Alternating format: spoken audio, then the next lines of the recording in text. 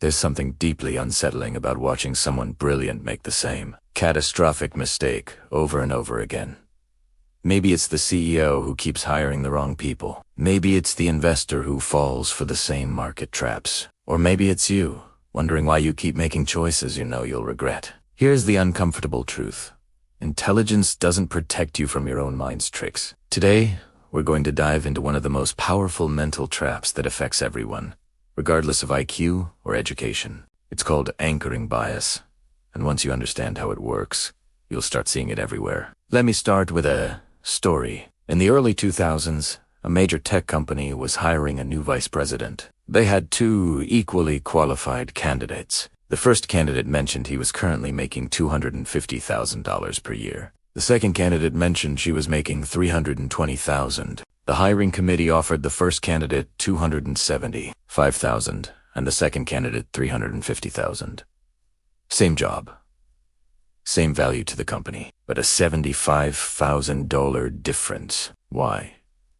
Because the initial number each candidate mentioned became an anchor that unconsciously shaped every decision that followed. This is anchoring bias in action. Anchoring bias is your brain's tendency to rely too heavily on the first piece of information you encounter when making decisions. That initial data point disproportionately influences everything that comes after, even when it's completely irrelevant. Imagine someone tells you it's 90 degrees outside before you even look. Now, even if you go outside and it feels cooler, your brain is still tethered to that 90-degree anchor. You might guess 85 when it's actually 72. Here's the kicker. Anchoring doesn't care about your intelligence. In one famous study, researchers asked participants to write down the last two digits of their social security number, then estimate the value of items like wine or computer equipment. People with higher social security digits consistently gave higher estimates. A completely arbitrary number influenced what they thought wine was worth.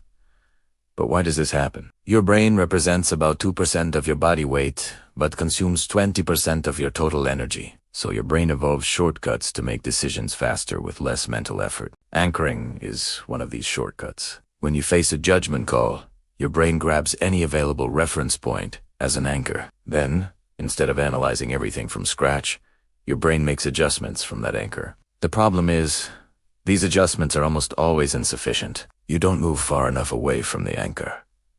Let me give you everyday examples. You walk into a store and see a jacket marked $800, now 50% off at $400. You feel like you're getting a deal. But that $800 price was an anchor making $400 seem reasonable, even if the jacket is worth $200. The store deliberately set a high initial price to anchor your perception of value, or salary negotiations. Whoever mentions a number first sets the anchor. If you say you're currently making $60,000, they'll likely offer $60 to $75, even if the position is worth $90. But if you anchor high at $85 to $95,000, suddenly they might offer $80. Same job, different outcome. All because of where the anchor was set. The same happens with people. You meet someone new and form an impression in 30 seconds.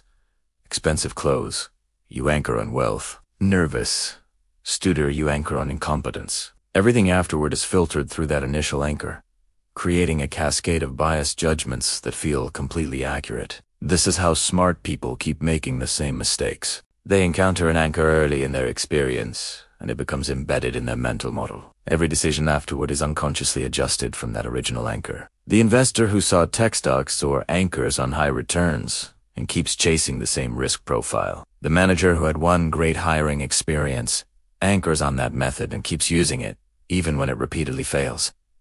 But here's the good news. Once you understand anchoring, you can fight it. First, strategy. Awareness.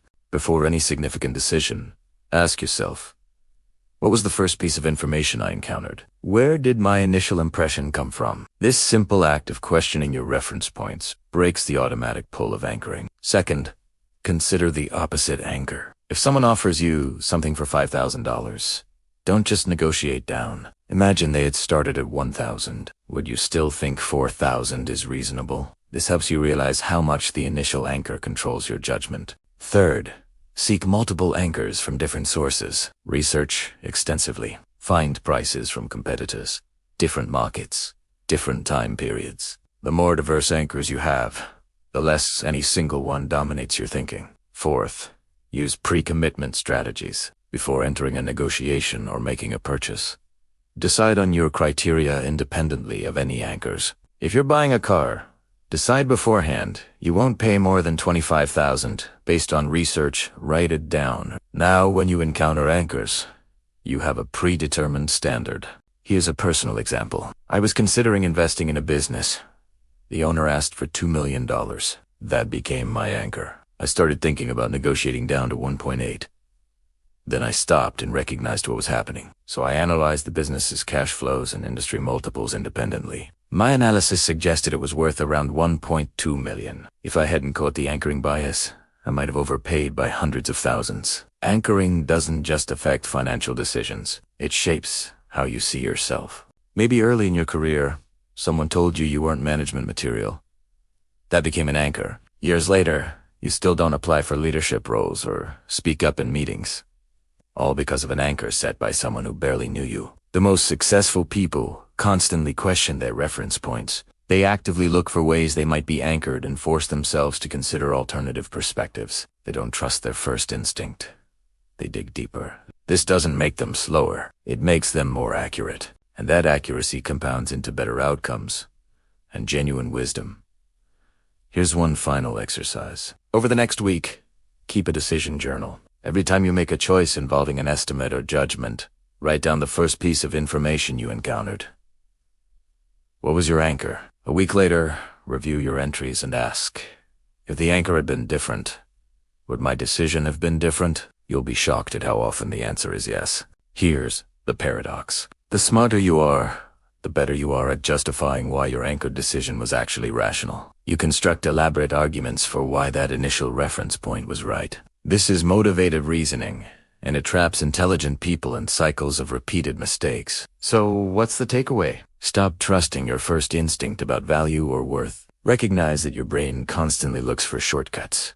And anchoring is one of the most powerful. Every time you encounter a number, opinion, or initial impression, treat it with suspicion. Ask where it came from. Question whether it's relevant. Generate alternative reference points. The difference between people who keep making the same mistakes and people who genuinely learn isn't intelligence. It's the willingness to question their own thinking, recognize invisible influences, and actively work against their brain's shortcuts. Master your awareness of anchoring, and you'll make better choices in negotiations, investments, relationships, and every domain of your life. You'll stop being pulled by invisible anchors and start navigating by your own carefully reasoned compass. That's the difference between being smart and being wise, and wisdom can be deliberately cultivated if you're willing to examine your own mind. Start today.